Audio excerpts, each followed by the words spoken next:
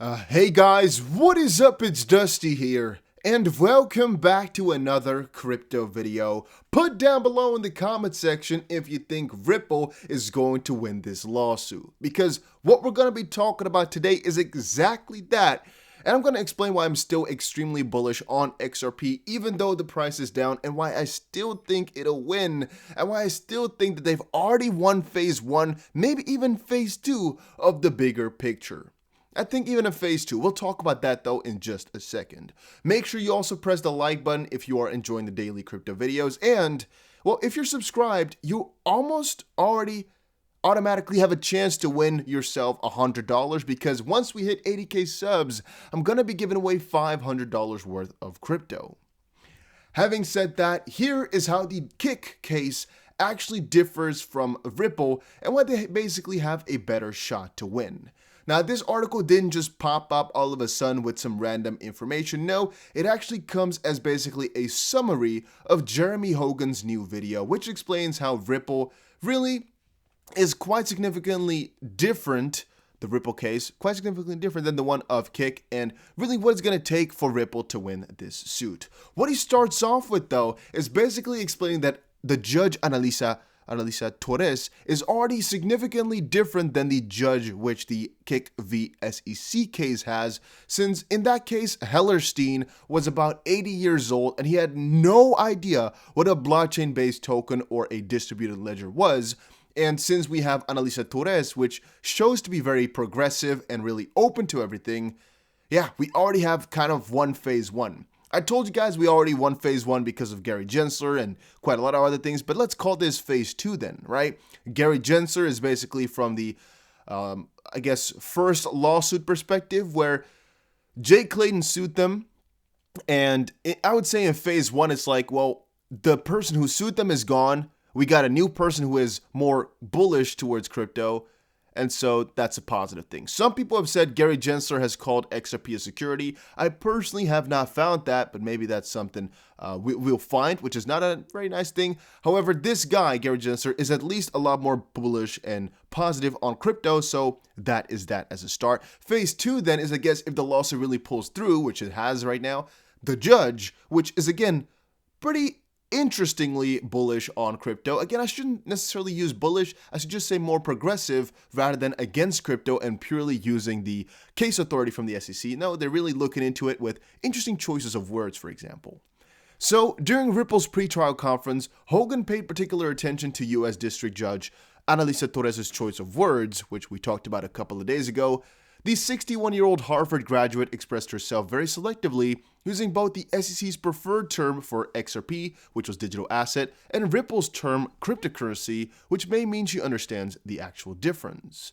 And the only reason she would use both terms here is to show impartiality. But that also means that she understands already, even this early in the case, why the terms used are important and what's the difference between them. That's just, to me, sophistication and understanding what the case is all about. And I'm not sure if you can actually have any influence in this whatsoever, or if the SEC has any influence in what judge you get. I don't know the US system in that sense, because, well, you can, I'm more so questioning, like, what if you disagree with the verdict of this one judge? You can always take it up a little bit higher, right?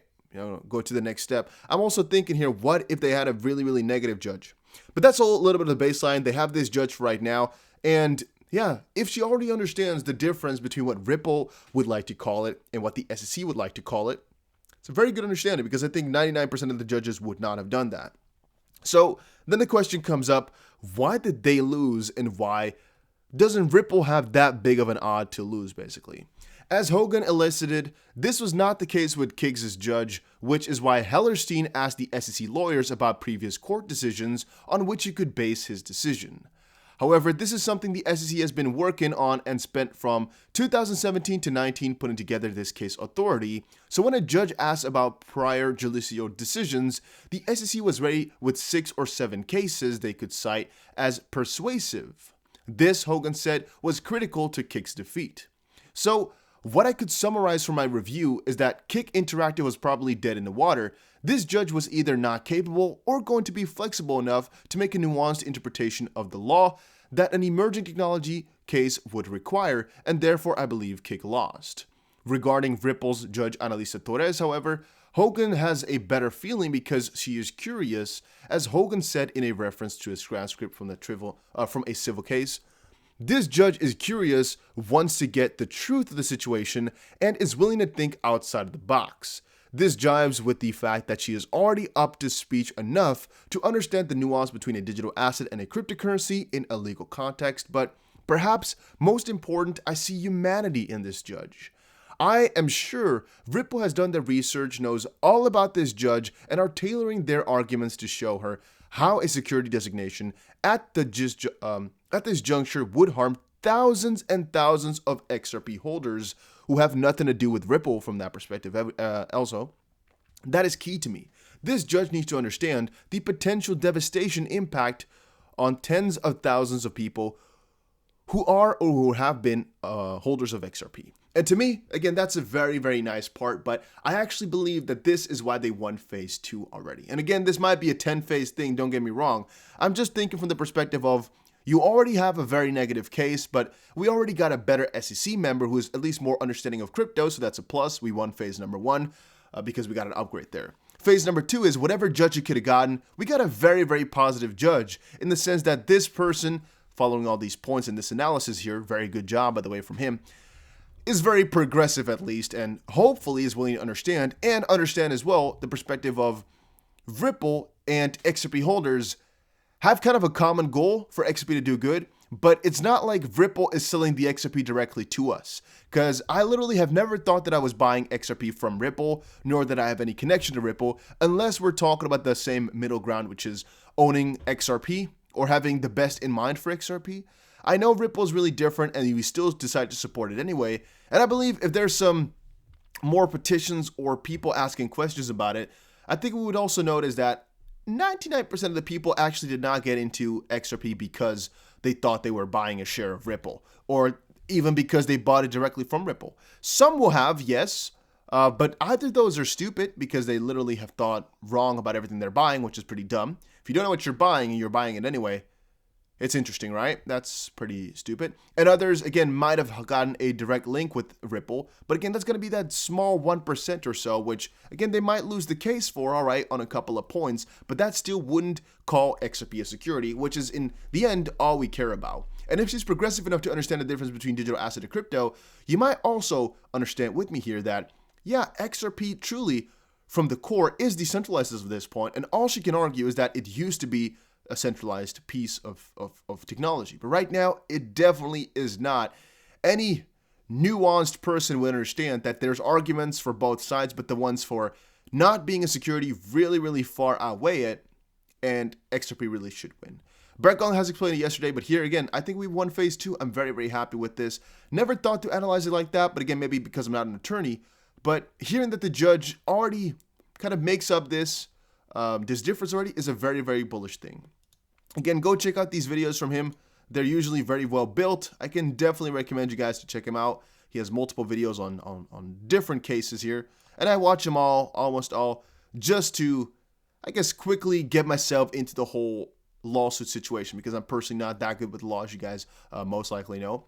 Moving on though, Twitter scammers earned over $145,000 in Bitcoin, Ethereum, and Doge this week. I just want you guys to quickly be careful and quickly tell you to watch out for all these types of scams of, I'll send you one, or you send me one, I'll send you 2 back. It is all scam. And in the comment section, it is actually not me who is replying to a lot of the comments. It is not me who's asking you to text a number. Even if it just says, okay, it's not going to be me, because I don't usually comment down there. And please always check the channel name and press it to see if the channel actually has videos on there and it's really me with all the subscribers and whatnot. Because most of the time, it's going to be a fake. They use my logo, they use my name, and my moderators are on it to delete as many as they can, but we're talking 100 an hour, for example. So it's a full-time job, basically, to just delete comments. So think about that for a little second. It is overwhelmingly much. It cannot be stopped all, but we're trying. Then Flare Networks to bring DeFi to Stellar XLM. Yes, we talked about that yesterday. I wanted to quickly mention it once more because I didn't give it enough attention. Institutions withdraw massive amounts of Bitcoin from Coinbase, moving it to cold storage. Again, another very big thing that's going on. Debatably, we just saw some huge outflows from Coinbase, which could be people putting it on hardware wallets or something like that. But we don't exactly know who sold the crypto and if this person just bought it, which basically is a bullish thing, potentially, or if this person has had it for a very long time. And that was all factors that play into it. This article is a little bit skewed, though, so think about it like that. The Coinbase IPO will live or die with Bitcoin. This one I've talked about before, not the article, but the concept, because if Coinbase actually starts to perform worse over the year as Bitcoin doesn't do as amazing anymore, yeah, the IPO will definitely either flop or become worth, instead of $100 billion, let's say 35 or so, as, yeah, not that many people really want to be involved with Coinbase anymore if crypto is not going anywhere. It's debatable because you could see if there's a big bull or bear market, yeah, people would be a little bit more hesitant, but a lot of people would still stay around, right? It's only if crypto were to really be banned or Bitcoin would really, really break to the ground that we'd see something ridiculously heavy happening. Then a bullish thing is that miners began accumulating Bitcoin instead of dumping it for the first time since December 27th. Glassnode has stated that miners have finally started accumulating Bitcoin instead of dumping coins on the market, pushing the indicator positive for the first time since a very long while. So this is again a very bullish thing. They finally started hoarding instead of selling. And then Martin Falk posted here a little bit of a thread. So far, I've seen Working Money Channel and Crypto Eddy discuss status upcoming airdrops infographic, but I don't think that the DFLR information is correct. Both the claim amount as well as the claim ratio. Please do correct me if I'm mistaken, but as far as I'm aware, the claim amount is 100% for participating exchanges and self-custody. You would only have 15% if your exchange is not participating, and you need to move it to a participating exchange. The claim ratio is 1145 Flare to 1 DFLR because it's 45 billion over 40 million. It's about 1150. Please see this tweet and the image attached. Can you maybe clarify this before too many people have incorrect info? And they replied and said, yes, this is indeed actually true. Flare Finance came up and said, if there is in fact 45 billion Flare to be airdropped, then we can fill in the simple easy equation, which is right there. Oh wait, actually no, so he is wrong, right? Let's see here. 45 billion over, or sorry guys, 45 billion times 15% over 40 million, which is 171.85 Flare per DFLR approximately. As exchanges decide to not support, this ratio will adjust, which we'll see soon. However, this 1100 then does not work because we're talking 15%. Debatably, again, if it's really going to be 45.827 billion, we'll see about that soon. But for right now, this is more so what we should be looking at. Again, I'm going to quickly retweet that so people will know. Enigma says there are two ratios, and this one confuses people. 171 FLR airdrop per DFLR, but 1145 Flare to be entitled per DFLR. Please say that every time you talk about ratios. In my opinion, it's all just really, really confusing. But in the end, it is understandable. Just take a look at this thread here, and taking a little bit of another look at it, you'll understand. For me, I don't personally understand it to the core because I don't really care about Flare. But I think for the people that want to have all this type of stuff, you should take a good look and keep revolving around this. You know, keep reading, keep updating yourself. But I'm not the one to talk about this. Honestly, guys, I keep saying it, but people don't want to listen.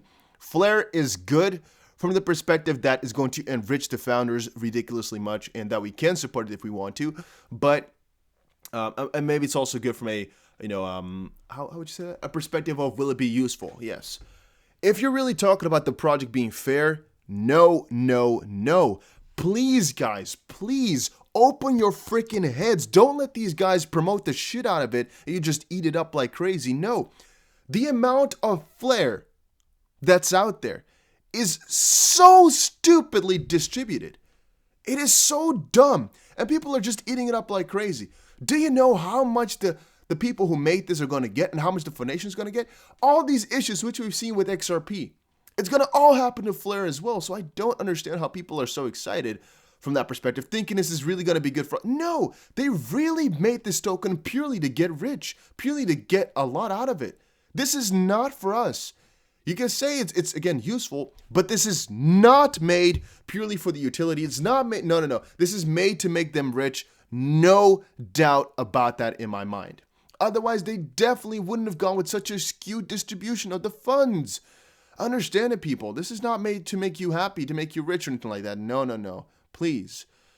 Again, you might debate that also because, well, it's all been given out for free. So if they're giving it out for free to all people, they should also be giving themselves even a ton more, right? Because again, it's free anyway. Yeah, but it's only really something useful for them if you go attach value to it and you actually buy more next to the ones that you got for free, which may be bought because of the utility. Again, there's something to say for that. But I would say, yeah, it's purely just to make themselves rich. I can't really see. Again, Ripple also put money into this already to fund the project. But in my opinion, it's all a little bit skewed. I personally am not too much a supporter of this, but I guess I have to go with the terms here, not be honest, and just keep telling people, oh, Flare is so good because utility-wise, it is pretty nice. But in terms of distribution, it is so ridiculously dumb, and I don't know how people can't get it through their heads that from the core, we shouldn't have supported this. We should have been like, let's not do that. Let's go for something else. But then again, the question comes up, well, it's free, so should you go against it? Debatably. Ethereum 2.0 reached major milestones, 100,000 validators plus 3 million in staked Ethereum. Just wanted to quickly mention that. I mean, it's not really that big of a deal. It's just very nice to keep progressing, but the fees, or I guess the gas, is just ridiculously dumb anyway. And then CEO of Etsy says Bitcoin not ready to become means of payment. It's still too speculative for an online artisanal marketplace. Yeah, and that is true. I mean, Bitcoin can be accepted as a payment currency if you are transferring to US dollars or euro, whatever, almost instantly. But if you're planning to hold it for the longer term, it's definitely not in your best interest because, well, if the price goes down like crazy over a short amount of time, you might have a really huge tax liability while you have almost no money, right? At least that's the way that I like to view it. Then, guys, go check out GSX. A link is down below. It's the first gold-backed coin. Right now, it's 10 cents a pop, plus a 10% bonus for using my, right now because we're early, plus a 5% bonus for using my link. All I can tell you guys is just to go check it out because it's the first of its kind and it might do well. Not certain, but it might. So you should go check it out. Link will be down below. I'll see you guys again in another crypto video, though. Have a nice one.